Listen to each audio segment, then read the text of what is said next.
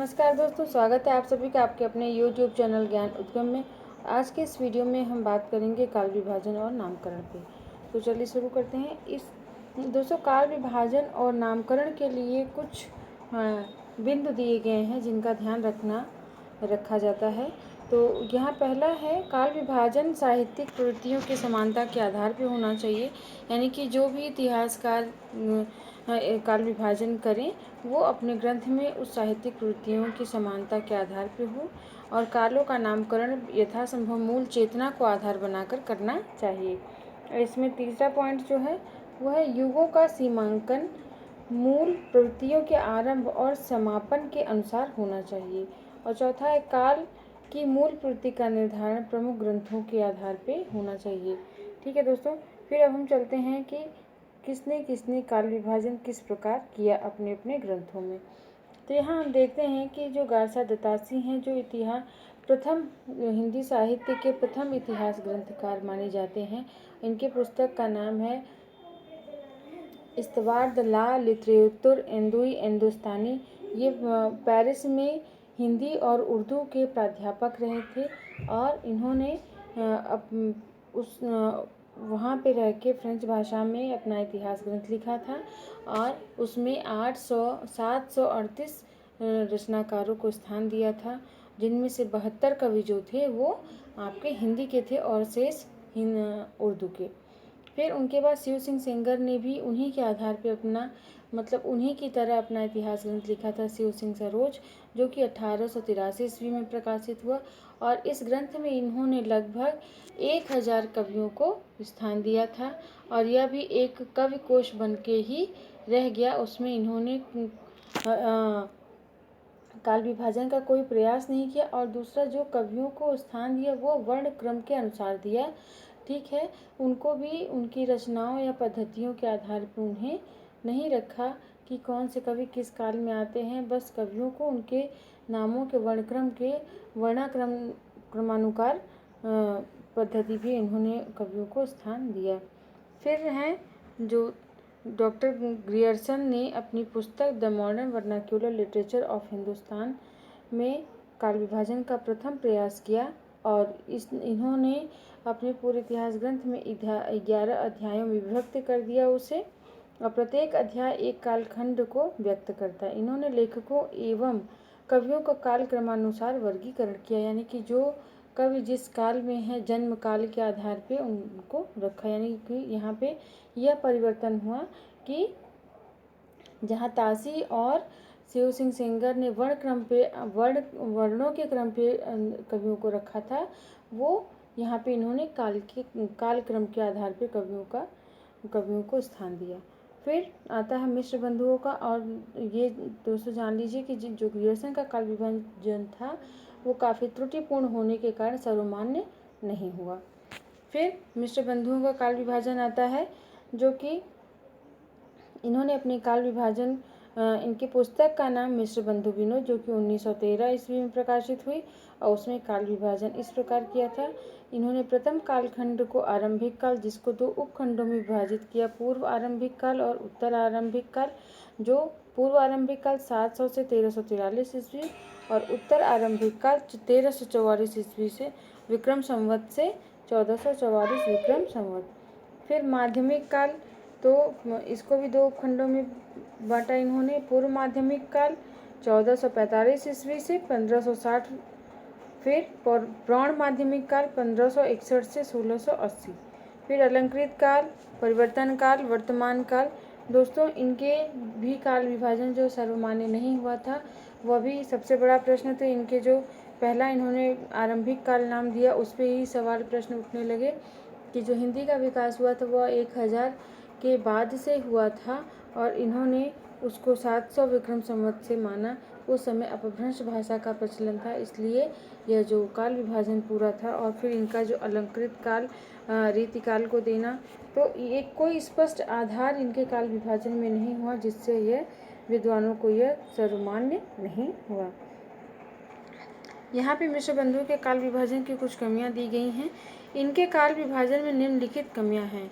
कालखंडों के नामकरण में एक जैसी पद्धति नहीं अपनाई गई। आरंभिक, माध्यमिक, वर्तमान काल विकासवादिता के आधार पे है।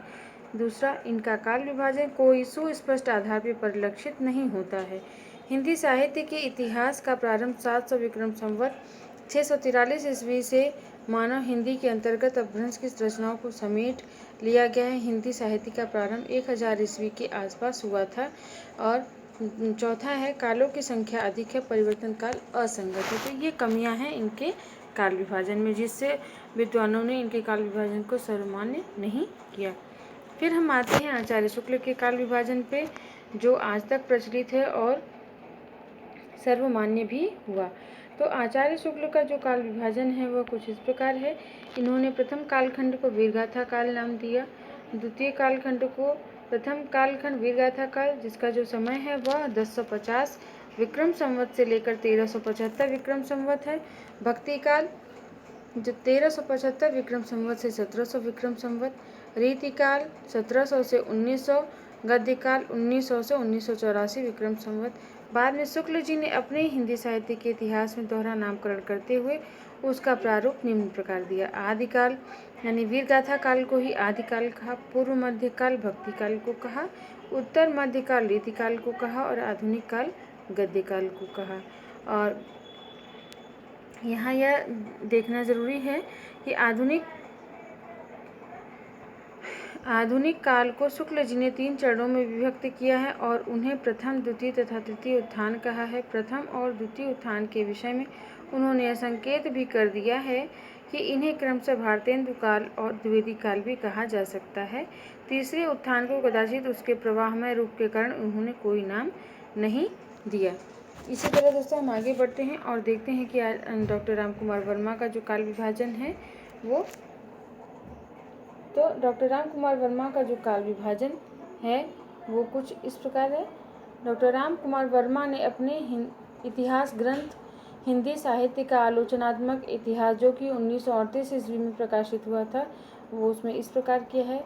इन्होंने संधि काल 750 विक्रम से 1000 विक्रम संवत तक, फिर चारण काल 1000 विक्रम संवत से 1375 विक्रम संवत, भक्ति काल 1375 विक्रम संवत से 1700, रीति काल 1700 से 1900 विक्रम संवत, फिर आधुनिक काल 1900 विक्रम संवत से अब तक। तो रामकुमार वर्मा ने पहला कालखंड को यानी वीरगाथा की, चूँकि रामचंद्र शुक्ल के वीरगाथा काल के नामकरण पे काफ़ी विवाद उठा था, तो रामकुमार वर्मा ने उसको अलग करते हुए उसी में थोड़ा सा परिवर्तन करते हुए और पूरी तरह से रामचंद्र शुक्ल के ही काल विभाजन को अपनाया है अपने काल विभाजन में। और यहाँ पे जो वर्मा जी का संधि काल है तो वो उन्होंने भाषा विज्ञान के उसमें संदर्भ में कि अपभ्रंश भाषा और हिंदी दोनों का जो संधि का समय रहा है 700 से लेकर 1000 के बीच का जो समय वो अपभ्रंश और हिंदी दोनों के संधि काल का समय, उस आधार पर संधि काल नाम रखा। और चारण काल चारण कवियों के उस पर रखा कि उस समय जो 1000 से 1375 ईस्वी 1375 विक्रम संवत तक जो चारण जाति के जो भाट कवि होते थे उनके द्वारा जो राजाओं की प्रशंसा की गाई गए, उनके आधार पर चारण काल नाम रखा। इसके बाद डॉक्टर गणपति चंद्र गुप्त का काल विभाजन है। उन्होंने हिंदी साहित्य का वैज्ञानिक इतिहास, जो कि 1965 में प्रकाशित हुआ, उसमें अपना काल विभाजन इस प्रकार दिया है कि प्रारंभिक काल 1884 ईस्वी से 1350 ईस्वी, मध्यकाल को 2 खंडों में बांटा। पूर्व मध्यकाल 1350 से 1500 ईस्वी, उत्तर मध्यकाल 1500 से 1857 ईस्वी और आधुनिक काल 1857 से 1965 ईस्वी। डॉक्टर गणपति चंद्र गुप्त का यह भी मत है कि हिंदी के प्रारंभिक काल एवं मध्यकाल में 3 प्रकार की काव्यमयता है: धर्माश्रित काव्य, राज्याश्रित काव्य, लोकाश्रित काव्य। तो विभिन्न कालखंडों में विकसित काल परंपराओं का उल्लेख डॉक्टर गुप्त इस प्रकार करते हैं। प्रारंभिक काल में जो धर्माश्रित काव्य है वो इस प्रकार है कि धार्मिक रास काव्य परंपरा और संत काव्य परंपरा। फिर मध्यकाल में जो धर्माश्रित काव्य है वह संत काव्य परंपरा, पौराणिक गीति परंपरा, पौराणिक प्रबंध काव्य। और फिर रसिक भक्ति काव्य परंपरा के फिर मैथिली गीत परंपरा, ऐतिहासिक रास का।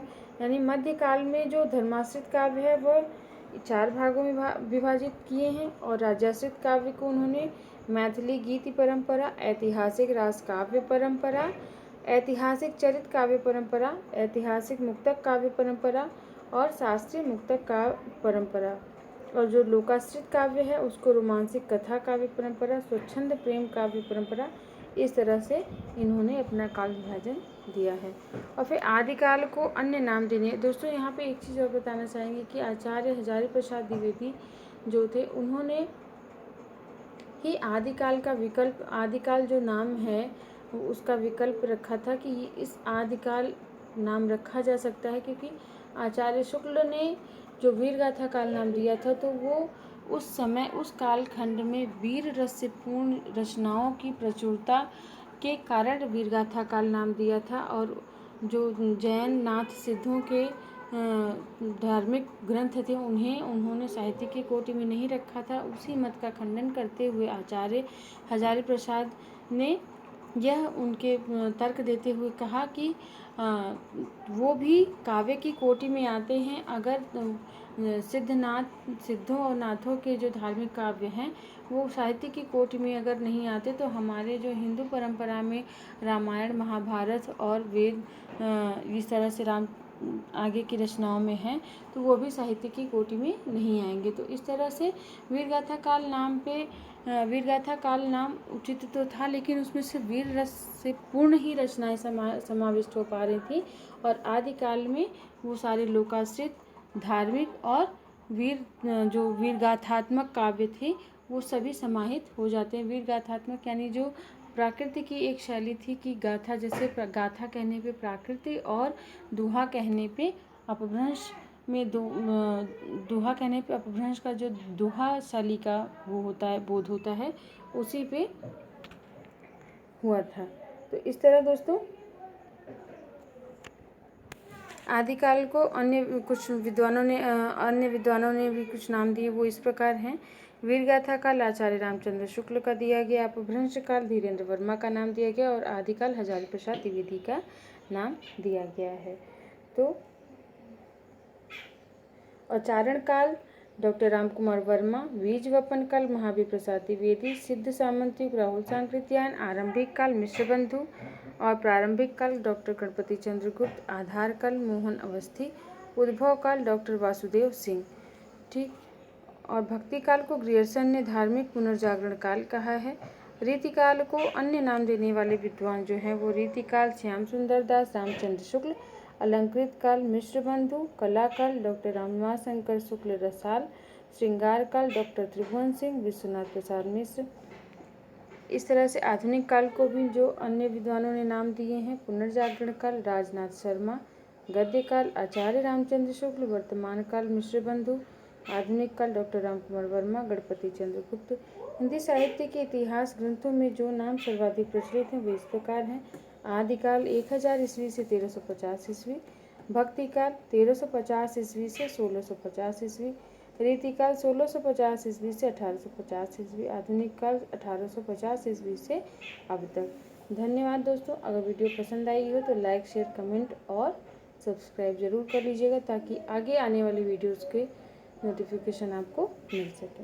धन्यवाद।